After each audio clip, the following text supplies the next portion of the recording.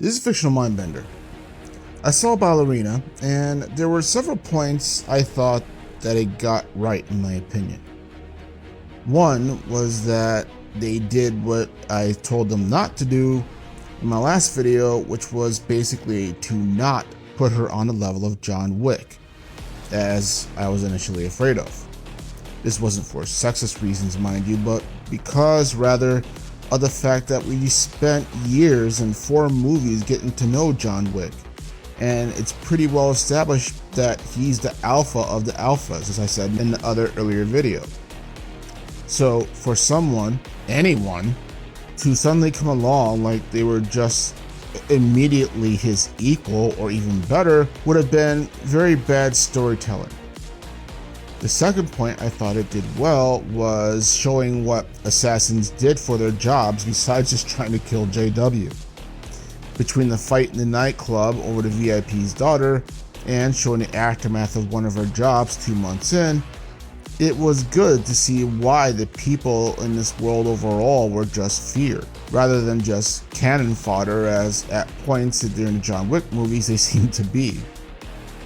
Another good point was how the film tried to differentiate itself from the assassin tropes that JW had pretty much laid down by its success, by making Eve, the ballerina, as part of an order of protectors rather than flat-out killers, even though protectors are also killers.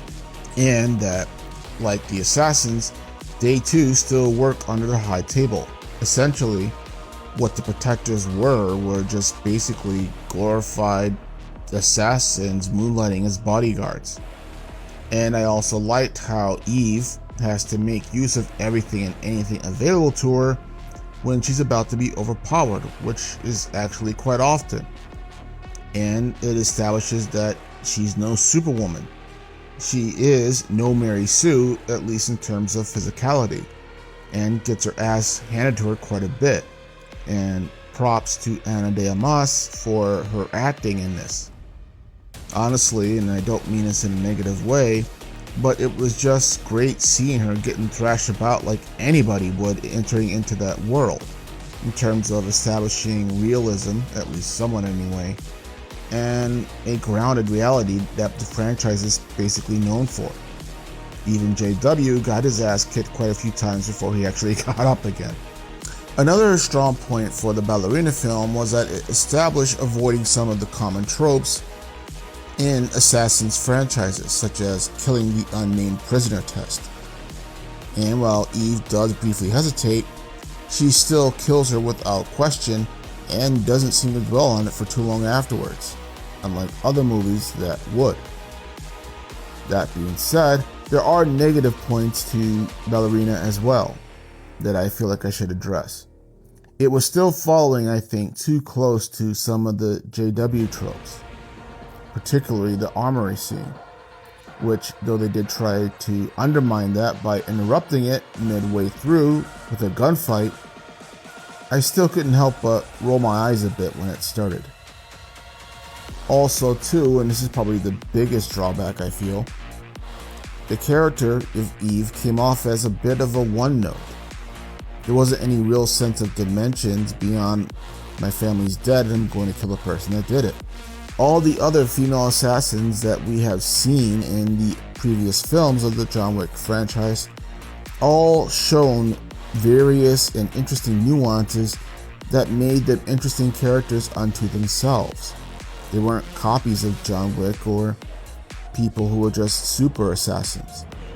They had different goals, ambitions, reasons why they were involved and why they didn't want to be involved, or perhaps why they wanted to get involved even more so.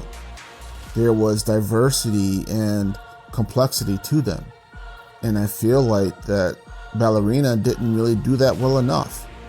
Even JW has more nuance regarding his motivations for his private war against the High Table, and the films show this internal conflict that he has to deal with in order to follow through with his goals of trying to get out of the High Table while also trying to honor and remember his dead wife, as well as deal with his own personal flaws of becoming too target focused and not thinking about the larger consequences until they drop on him. All that said, The one thing that the one-note treatment of Eve did do well in the film was that it established that it wasn't just her skill that made her a successful as protector. I'm about to say assassin. Rather, more so than her skill, I would say, it was her own personal pain and rage that drove her through to be successful. The woman just would not give up on her goals. She was a dog with a bone that she was not going to let go of. And it was more so that attitude that powered her through obstacles that got in her way until certain obstacles, such as JW, came along where rage and skill were not good enough. And I also liked, when this happened, that Eve practically had to beg JW to let her continue the quest, because again, JW had her dead to rights several times during her fight, and it establishes that clear cut, not just leaving the audience to figure it out on their own. That was good writing there. So I do feel that Ballerina was a good film. However, I also feel it wasn't a great film and was not on the level of the previous John Wick movies. Any of them, to be honest. And if they intend to make this into a successful franchise, then they're going to have to do something more with the character in terms of how and why she thinks, how she reacts to certain situations, and the reasons for why she does what she does, and how she processes the consequences of the lifestyle that she has chosen, as well as mistakes that she has made. Otherwise, yes, there is the risk of it becoming a Mary Sue. But having said that, if you saw Ballerina, let me know your thoughts below. This is the Fictional Mindbender. Have a good day.